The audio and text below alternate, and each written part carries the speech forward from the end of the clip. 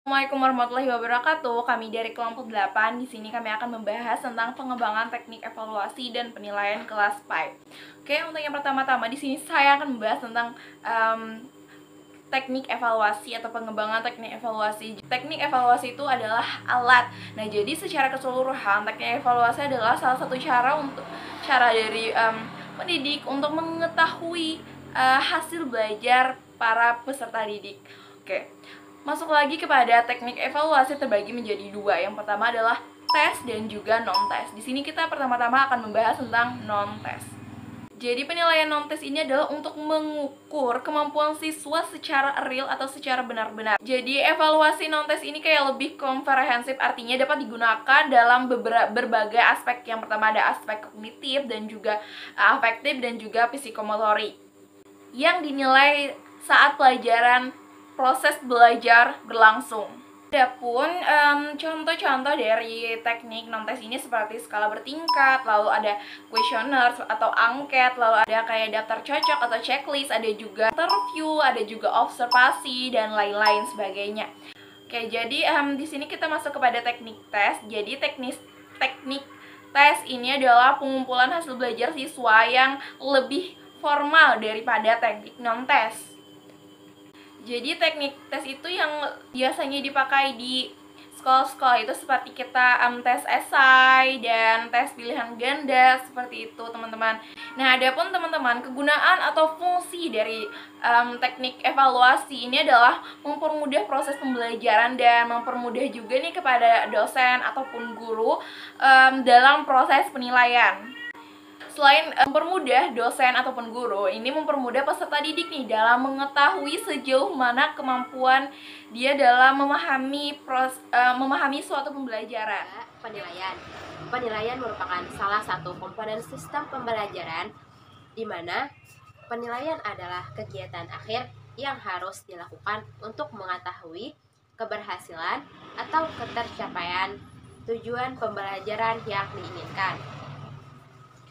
Karena merupakan suatu tindakan atau suatu proses untuk menentukan nilai dari sesuatu atau untuk menentukan nilai keberhasilan belajar peserta didik setelah ia mengalami proses belajar selama satu periode tertentu. Jadi, menurut kami pemakalah, penilaian dalam suatu proses pembelajaran sangat perlu diadakan agar seorang pendidik memperoleh data kemampuan yang dimiliki peserta didik. Lalu dapat disimpulkan sejauh mana tujuan pembelajaran telah tercapai. Tidak hanya itu, penilaian juga sangatlah dibutuhkan untuk peserta didik untuk menjadi bahan koreksi dalam peningkatan kemampuan belajar selanjutnya. Evaluasi hasil belajar. Evaluasi hasil belajar dibagi menjadi 3, ada ranah kognitif, ranah afektif, dan ranah psikomotorik. Jadi yang pertama ranah kognitif. Ranah kognitif adalah ranah untuk mengetahui seberapa jauh kemampuan pengetahuan yang diperoleh melalui proses pembelajaran melalui serangkaian tes. Adapun teknik evaluasi yang tes bisa digunakan dalam ranah ini adalah teknik tes. Bisa tes objektif atau subjektif. Yang di dalamnya ada tes lisan dan tulisan maupun portofolio. Yang kedua ranah afektif. Ranah afektif adalah ranah yang berkaitan dengan sikap dan nilai. Beberapa pakar mengatakan bahwa sikap seseorang dapat diramalkan perubahannya bila seseorang telah memiliki penguasaan kognitif yang tinggi. Yang ketiga, ranah psikomotorik. Ranah psikomotorik adalah ranah yang berkaitan dengan keterampilan peserta didik yang meliputi aktivitas fisik, misalnya lari, melompat, melukis, menari, dan sebagainya. Ranah psikomotor juga menitik beratkan pada kemampuan fisik dan kerja otot. Pengembangan sistem evaluasi PAI atau sistem evaluasi pembelajaran dalam pendidikan Islam.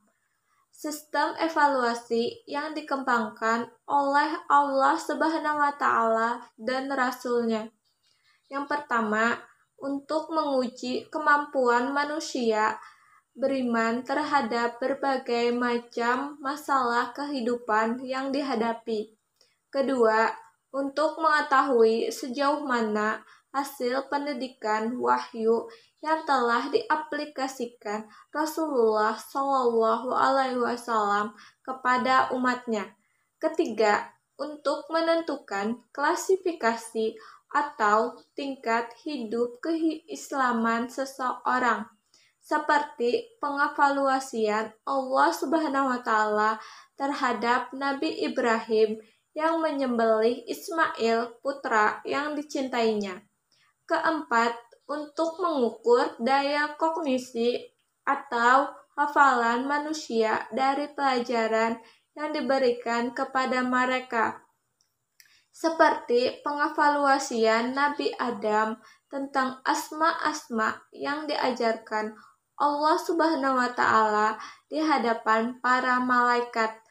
Kelima, memberikan semacam tafsir atau berita gembira bagi yang beraktivitas baik, dan memberikan semacam ikab atau siksa bagi yang beraktivitas